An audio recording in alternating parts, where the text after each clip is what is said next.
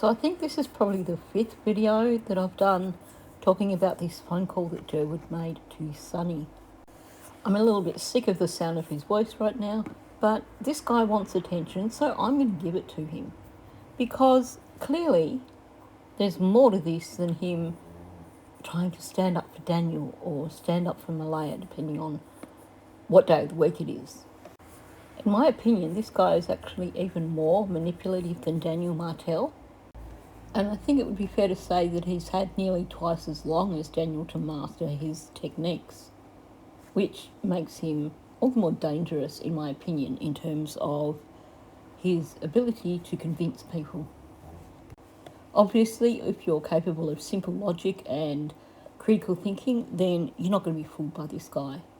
But there's a lot of people who like to just be told what to think and who just buy this sort of stuff without thinking about it. Although that said, it is hard to tell just how many people really do buy it because of the number of sock accounts that are out there, both on YouTube and Facebook, that are clearly Daniel or people connected to Daniel. When I think about past cases that I've covered or followed, certainly this seems to be one of the biggest attempts at controlling the narrative that I've seen of the many, many cases. Probably the one thing that is missing in this is one of the characters deciding to start up their own YouTube channel to control the narrative that way. We seem to be missing a Don Wells, a Megan Cole, a Jodie Sue. Although I must admit, I stopped following Summer's case really closely when we started having Jodie Sue coming out and doing her drunken lives. So I don't know if she's involved or she's just a nosy neighbour who needs attention. Now, if you missed the previous videos that I did about this particular topic, the Derwood phone call to Sunny, then they are in my playlist. So if you go to my page, there are two playlists for this case. There is just the regular Lily and Jack playlist, which is pretty much all the videos that I've put out. And then there is also a case file playlist, which is all your primary sources. So media, like mainstream media, all their news footage up until I think the end of November. You've got dispatch audio, you've got all the interviews that have been done by various people connected to the case. And of course you've got people that have gone on various YouTube channels to push their part of the narrative. Currently, the only things missing from there that I'm aware of are news media footage from December and January, and I'll put that all together at the end of January. Various December and January interviews, and also Derwood. I will be adding Derwood videos to that playlist. However, what I want to do, because of the way his story kept changing, what I'm trying to do is go back through the channels that he went on and make sure that I'm putting the audio in chronological order so I can date every single bit of audio that I'm putting out there. Now, before I jump into this video, I do want to once again thank the people who've been doing the Buy Me a Coffee, who've been doing the super thanks and supporting my channel that way. I want to thank all the people who joined Patreon, whether it's the free membership or the tiered membership that also supports my channel. I want to thank all my members. You are giving me the support that I need to keep this channel going. And most importantly, thank you to everyone who is subscribed to this channel, because you are helping my channel to grow. You are helping me to get my videos out there, out in the algorithm, and getting them seen. And on that note, if you're not subscribed to my channel and you like my content, please do consider subscribing. It is one of the best ways you can help my channel. And of course, it will help me achieve two goals that I've set myself. My short-term goal is to achieve 7,000 subscribers, which I think I need about 150 more subscribers to get there. My long-term goal is to reach 10,000 subscribers. So on that note, before it gets too hot and I have to stop recording because I have aircon and fans running, let's jump into this video. See, it took me a while when I looked at this, Malaya shut down. She wasn't talking right off the start after her first interview, right? So I couldn't get to Malaya. And so I even suspected that Cindy might be involved in this, her mother, strongly suspected, because I just couldn't understand how your daughter could be involved in this and how Malaya could be complaining to Cindy for months about Daniel and wanting out of there. Right. Cindy. Right. And then when this thing happened, I just could not believe that Cindy didn't know anything about this. Okay, so first of all, you're going to have to insert the curse words on my behalf, because right now I can't afford to have another video demonetized by YouTube for random stuff. So I'll just pause for one moment so you can insert those curse words for me. Right, hopefully we've got that out of the way. Honestly, what a pile of crap. But there's a lot to unpack from this one statement. Now, first of all, Derwood has given us multiple different versions of when he first got involved. Some of these versions predate the children going missing, others are quite some time after the children went missing. But the first thing he said here is that it took a while. When I looked at this, Malaya shut down. She wasn't talking right off the start. Sure, she wasn't talking publicly from the start after that day 2 interview, but even with those few degrees of separation, he is a part of her family and he is close to Paddy. So he's telling us outright that she wouldn't speak to him from the beginning. He has essentially told us here that he's been involved from day 1. Now, he's also inadvertently told us that Malaya clearly was speaking to somebody right after that first interview, because you may have spotted it, you got your fading facts there. As he's saying right off the start after her first interview, he is speeding up and going more quiet. So Malaya spoke to somebody in her family about all this after that first interview. The question, of course, is who? Because it wasn't Hayley. From listening to her interviews, it sounds like she's been kept in the dark by Malaya. I would have thought if Malaya had spoken to Paddy, that Paddy would have filled Derwood in and he wouldn't be saying she wasn't talking right off the start. Maybe the thing here is he believes she's been talking to Cindy, and that's why he's going hard at Cindy right now, because he wants to know what Cindy knows. Now, the first thing that took my attention in the next statement, and that I found a little bit disturbing, was the way he said, so I couldn't get to Malaya. He's not saying so I couldn't talk to Malaya, he's saying so I couldn't get to Malaya. And to me, there's a huge difference. When someone says they couldn't get to someone, unless it's in a physical sense of we were in a crowd and I could see my nephew over there but I just couldn't get to him through the people, then it has that negative connotation of when you get to someone is you influence them in a negative way. Now, he is talking about Malaya shutting down, so he's not talking about her being physically not available. He's talking about her being mentally unavailable, being someone who doesn't want to talk. So it is disturbing when he says he couldn't get to her. Particularly when you consider all the stuff with Meadow. I did a video a while back where I basically put the audio together where he was talking about her doing a runner and Daniel was talking about her doing a runner, and it seemed pretty damn clear, particularly given the timing of it, that the goal was to trigger Malaya to leave Cindy's place and do a runner with Meadow so that they could organise for CPS to take Meadow. This was the day before Daniel's first hearing to gain access to Meadow, and they had Logan lined up to take Meadow. They seemed to believe that Logan was going to get custody of Meadow. So you have, in that instance, you have Derwood admitting that he fed Hayden information. You have Daniel admitting that Derwood contacted him and said, hey, Malaya's unsupervised. And you have Daniel admitting that he then rang Malaya, who he claims was already in the vehicle on the run, but I suspect that he rang her while she was at Cindy's place.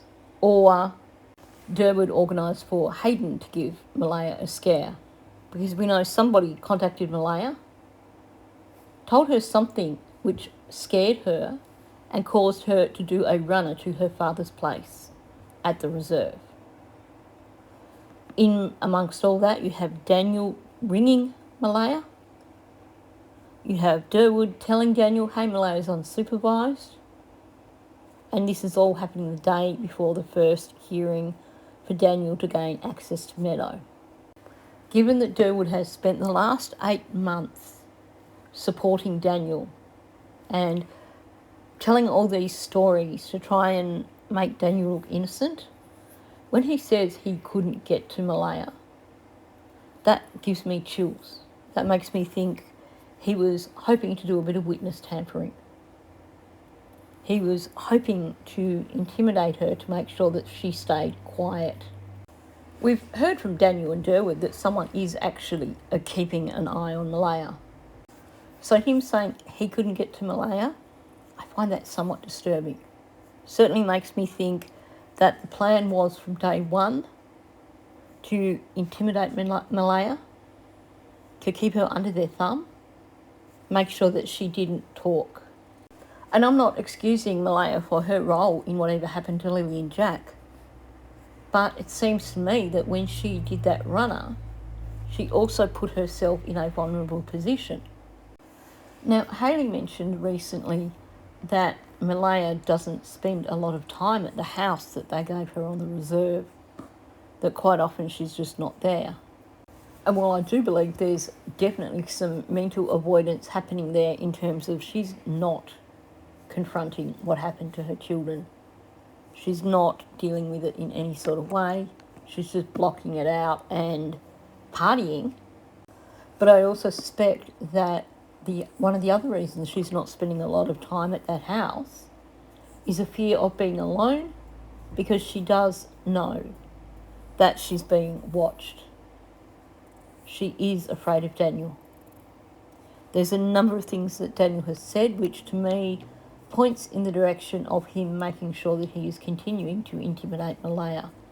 I'm going to do that in a separate video, but there are certainly plenty of things which point towards Daniel and all his offsiders doing their best to keep Malaya silent. He's trying to claim here that he thought that Cindy might have been involved. I don't buy that for a few reasons. First of all, when he starts saying that he suspected that even Cindy might have been involved, he kept tripping over the start of his sentence. So he starts with, I even suspected that Cindy might be involved in this. And he has to qualify her mother, just in case someone didn't know. And what he says next is extremely telling too, because he says, strongly suspected because I just couldn't understand how your daughter could be involved in this and how Malaya could be complaining to Cindy for months and wanting out of there.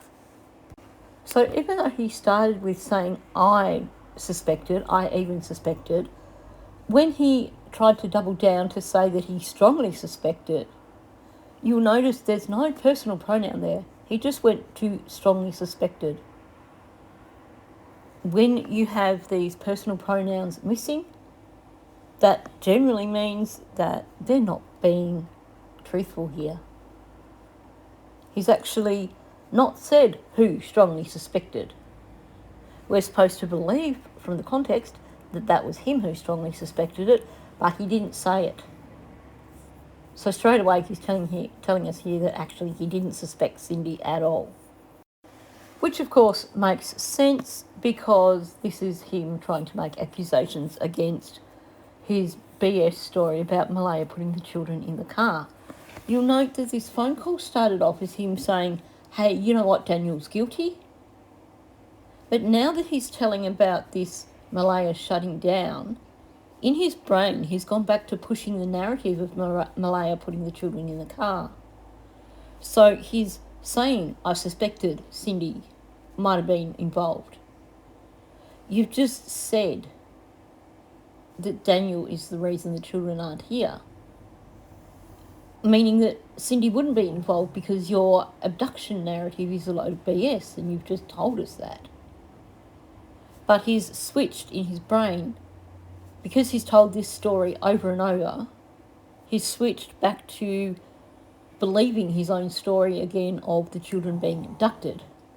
Now, the next thing he does, amongst all that I've just said, is he said, I just couldn't understand how your daughter could be involved in this. He's not referring to Malaya or Cindy here. He's speaking in very, very general terms. Suddenly, this statement is a general statement. It could be anybody's daughter. It doesn't have to be Cindy's daughter. And we know that this is meant in this way, in terms of this is a load of BS and he's making this up on the spot, because the next thing that he comes out, which is factual, semi-factual, is when he says, and how Malaya could be complaining to Cindy for months about wanting out of there. So suddenly he's inserted their names again.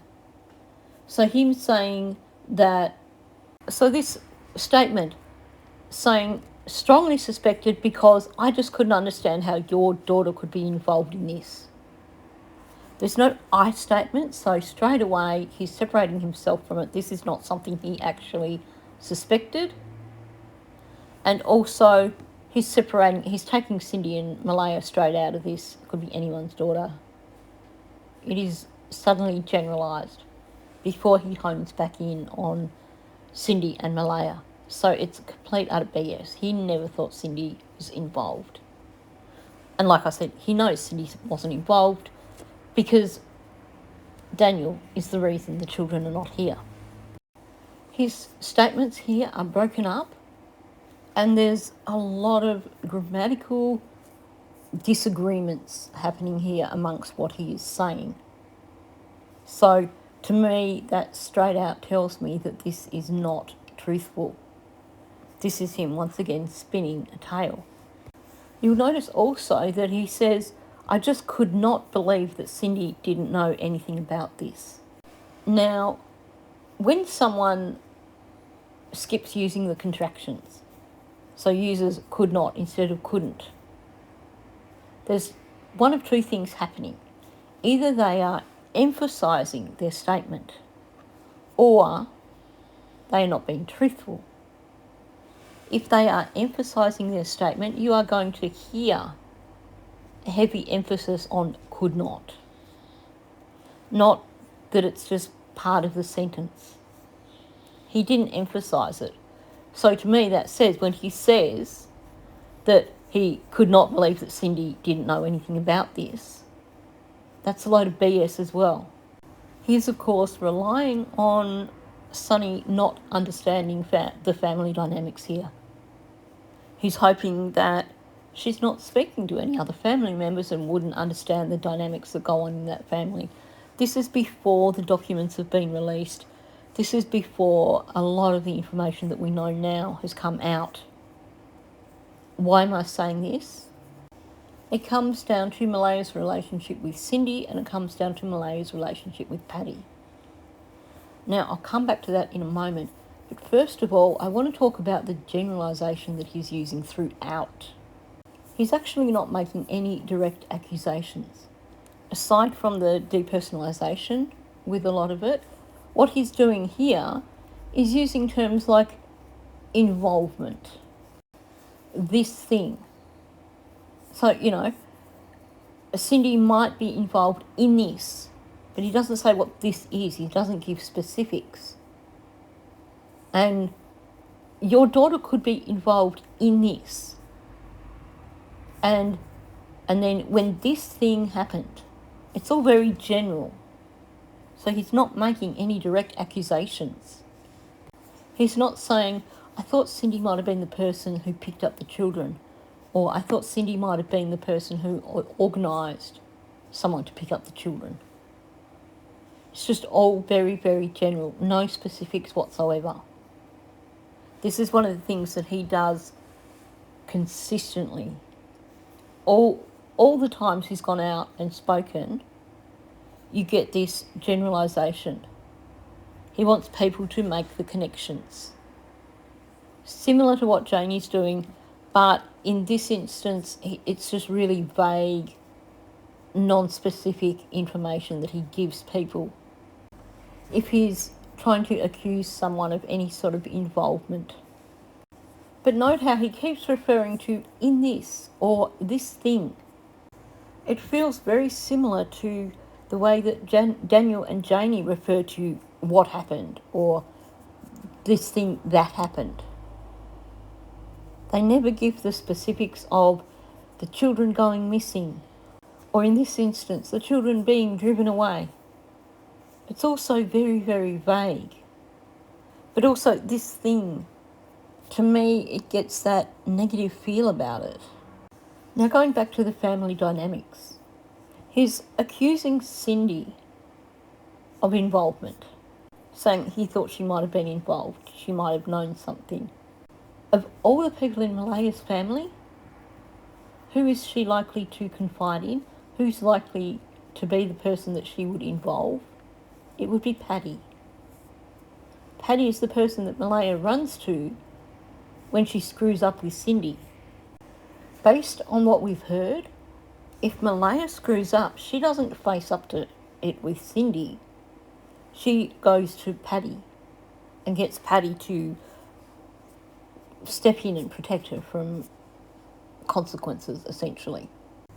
I think Daniel over-exaggerates when he makes it look like the relationship between Cindy and Malaya is just really, really, really bad.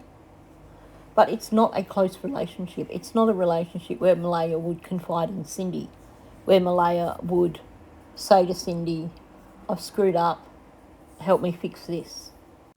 So I would be pretty confident that Malaya has in fact lied to Cindy about things to do with this case. She certainly will not have told Cindy what happened. And she really wouldn't ask Cindy to become involved with helping her with anything, because she knows she would just get the negative sanctions from Cindy.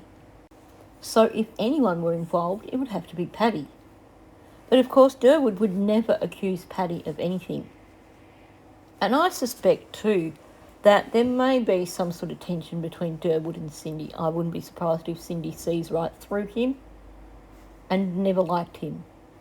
I mean, she's been married to or in relationships with some pretty interesting characters. So she probably looks at Derwood and sees similarities between him and past partners. We also know that there's a bit of an issue in terms of Patty's relationship with Cindy. So it's quite possible that there's also been this tension between Cindy and Derwood that comes from a sort of a rivalry when it comes to Patty. So Derwood's accusations towards Cindy are based on his personal feelings towards her, in my opinion. But here's the other thing that makes it totally illogical to be saying that he believes Cindy is involved. According to his story, Malaya hid the children with First Nations people. Originally, he had her hiding them on the reserve. People started pointing out that if they were hidden on the reserve, it's a small reserve, they'd be found. So then he's being really, really vague and, well, they must be on one of the bigger reserves. Well, if the plan was to go and collect Lily and Jack, take them away in a vehicle and hide them away on a reserve somewhere, why would that plan come from Cindy, who is not First Nation? She's got no connections other than her ex-husband, Henry. Sure, Wade's got connections, but we know Wade does not like Malaya. There's no way he would be involved in any sort of scheme like this. So Derwood trying to involve Cindy in his little story, it's complete utter BS. Why would he even consider that Cindy would think of hiding the children on the reserve when she's got no clout with anyone on the reserve? He's also trying to claim that Cindy must realise that Malaya did this because Malaya had been complaining to Cindy for months that she wanted to get out of there. That is something that I'm going to say has not come from Cindy. I think that is something that he has projected based on a knowledge that she had been wanting to get out of there, based on the knowledge that Cindy and Wade were going to take her out of there back in March. Because I can guarantee that after refusing the U-Haul, after telling Cindy no, she wasn't leaving back in March, that she would have zipped her mouth. She would not have once mentioned any problems to Cindy. You have this already difficult relationship between her and her mother. Cindy and Wade went out of their way to organise a U-Haul for Malaya, only to have her say, thanks but no thanks. You can bet that there were words said after that. You can bet that there was tension between Cindy and Malaya over this. But not only that, we know Malaya doesn't face up to mistakes. Malaya lets everyone else fix her problems for her. So she wouldn't want to admit to Cindy that she was wrong about grabbing that U-Haul and getting out of there. So to turn around and tell Cindy after saying, no, I don't want to leave, would, in Malaya's mind, be admitting that she screwed up. We know Malaya doesn't admit that she screwed up. So there's no way that she would have said anything to Cindy about wanting to leave after refusing the U-Haul. She would have done her best to avoid mentioning any relationship issues. And I also strongly suspect that she may have limited the amount of contact she had with Cindy so that she couldn't accidentally give that information out. I think she would have been feeling guilty for screwing them over, even though they were trying to help her out. Malaya wouldn't have continued to tell Cindy that she wanted out after the U-Haul thing, because basically that would be her admitting that she made a mistake. That would mean Malaya putting herself in a position of being judged by her mother. Clearly something that she likes to avoid, because when things go wrong, she goes running to Paddy. If Malaya was going to say to anyone that she wanted out, then it would probably be to Paddy. But I suspect that she probably didn't even say to Paddy that she wanted out, because she would have been afraid that Paddy might have said to Cindy about that. But let's get real too. Why would you suspect Cindy of involvement in this elaborate abduction plan when only a few months earlier she had gone and got a U-Haul and was prepared to just rock up at the property and take them all out of there? Why would you need to come up with some ridiculous plan to do this secret thing of hiding the children away that weren't even Daniel's children, when Cindy would have just been direct about it? She would have rocked up and taken Malaya and the children, loaded up the U-Haul and went. Right. So I had to go through the family and talk to other people and that, just to verify that Cindy was clean in this. Mm-hmm. And she is. So you'll note that he talks about going through his family and talking to other people, and that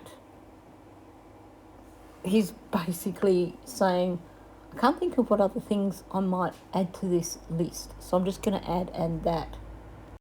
Again, this shows us that this is completely made up, because had he done these actions, he would know exactly what he had done. He wouldn't need to add and that as a filler on the end to make it sound like he's saying, I did all these things. But what he's saying is also completely illogical. He's claiming he had to go through family to find out if Cindy was involved.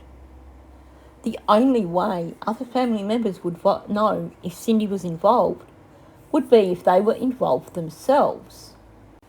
And if there were other family members that were involved, how would Derwood know to go to those people? How would he know which people were involved? And I mean, when you look at the other side of that, if other family members knew that Cindy was involved, surely they would go to the RCMP rather than talk to Derwood. But he keeps it very, very vague. He doesn't refer to what family members he could possibly be talking about that would somehow know that Cindy was involved in a plan to abduct and hide her grandchildren. And if he did know that other family members were involved, why not just directly ask them, where are the children? And I think it's important to remember here that Cindy would take Lily and Jack for visits to her place. She would pick them up and take them for the day. So why wouldn't she just pick them up and take them like it was going to be a regular day, and then Malaya could organise herself and Meadow and follow in her vehicle? There's no need for this elaborate plan.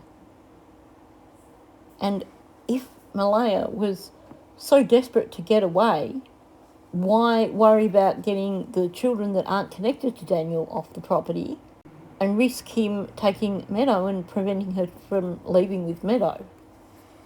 I mean, the more you break it down, the more you realise that this is definitely a story that's been concocted by Daniel in one of his mathematical phases. But of course the problem is, if you go back and listen through the Derwood audio, you can tell that even though this does appear to be a story that's been created by Daniel, Derwood's adding his own little embellishments along the way. It's totally, Malaya shut down out of total fear of Daniel. And fear of don't forget, and fear of repercussions from her lying off the start, her claiming abduction off the start, and then her claim of going, the kids going into the woods. Because when she did that, when she said those falsities off the start, and that's what I mean when I say mistakes she made. Through all the search, throughout the Mounties were going to be laying a lot of charges on her, regardless of whether Daniel hurt the kids or not, because of that she caused with her statements in the beginning. Right. First of all, can we just recognise that amongst all that babble, the only sentence that was actually a full sentence was him saying that Malaya shut down out of a total fear of Daniel. Yes, he struggles at first with it's totally, but then he does spit the sentence out. I think the struggle he's having here is that he has lied up until this point about Daniel would never hurt Malaya, Daniel would never hurt the children, Daniel did nothing wrong. And I think he knows that he has to say this to protect himself, but at the same time, we know that he turned around and went back out in public and continued to push the story of Daniel's innocence. So I think in his brain is saying this is counterintuitive, because if you are dumping Daniel in it, you're dumping yourself in it. So he struggled to spit it out. But he uses total and totally twice when he's talking about Malaya being fearful of Daniel. To me, that suggests that this is something that he is actually telling us is truthful. There is a large element of what is going on here that comes down to the fact of Malaya being fearful of Daniel. And there's certainly enough things in comments that Daniel's made, Daniel's behaviour, all those sorts of things that would definitely give the distinct impression that Malaya is afraid of Daniel. So I think he's being truthful here. I just think he was struggling at first, because dumping Daniel in is dumping himself in. This whole phone call is essentially him admitting that he's a liar and him admitting that he's got a stake in the game. He never comes outright and says he's got a stake in the game. But why the heck does he need to continue to push? He's acknowledged in this phone call that Daniel is the person, he's the reason the children are no longer around. But for some reason, rather than save his ass and go to the RCMP or just go quiet, he'd still continue to come out front and centre and push this narrative that protects Daniel.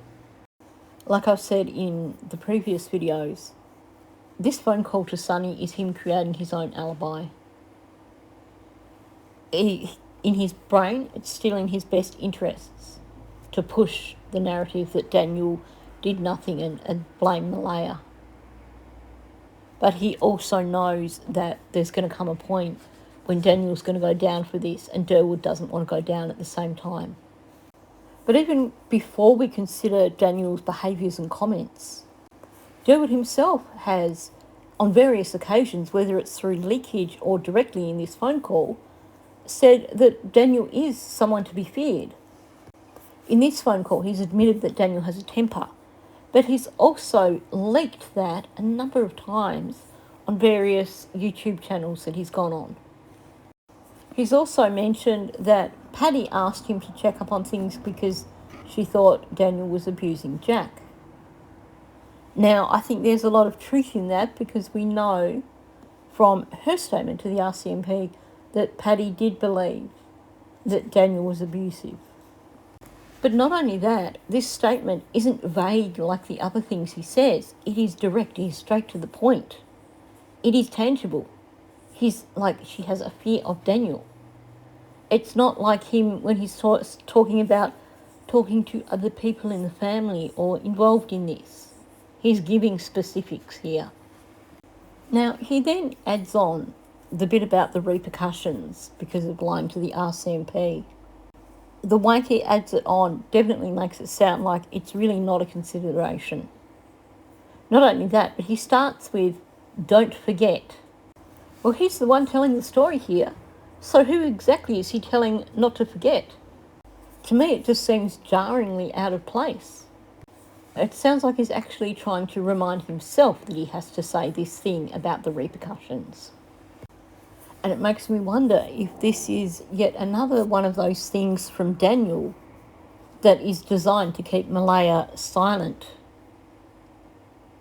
Let's push the whole thing of Malaya lied. She's going to face some serious repercussions for this. The unspoken thing here is if arrests are made. Meaning, if you're listening right now, Malaya, this is Derwood saying this, essentially. He's basically going, if you're listening right now, Malaya, if you speak, you're going down with everybody else.